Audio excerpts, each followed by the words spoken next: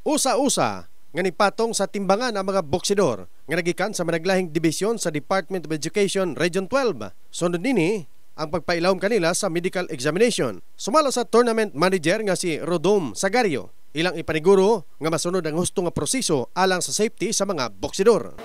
Presently, ginakandak na to ang weigh-in o medical check-up sa itong mga boxers.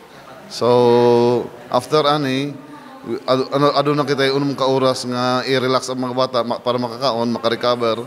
Then, after 6 hours, magpadayon dito ta sa Oval Gym para sa ato ang tournament proper. Perform na to ang guidelines yun sa tournament sa boxing.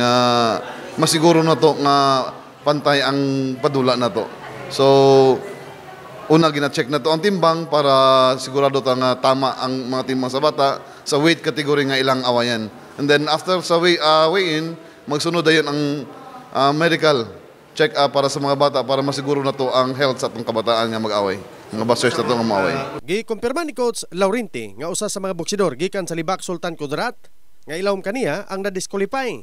Gumikan na sobra sa timbang. Dili siyam lang kay ang isa na pamikit na di na makayang timbang. So siyam lang gid ang naka-final tibuin ganina. Samtang naghinam-hinama ang Jensen boxing team, gumikan nakapangandam usab sila sa dula. Kuan mga pila na ko years taning boxing sir pero karon gi yung paningkamutan karon nga mga 2 guro ka bulan na. Di lang ta kumpiyansa kay ang kalaban sad. Nangandam pod. Ngandam pod para sa may preparado. Una ko tanan para lang makuha ang gold nga medal. Makauli, mabawi na ko ang kahago. Okay, buhat ko na mga mag-training mi adlaw-adlaw. Sparring kay ang mong kalaban mo umapod ang ilang ginabuhat. Grabe mga preparation ko kani atong mga boxer karon dili man gyud ingon nga kuan pod. Naapoy mga beginners, naapoy veterano ang atong boxer karon. Gihimo ang tinimbangay sa Erinio Santiago High School Campus, samtang ang dula ipahigayon sa Oval Gymnasium.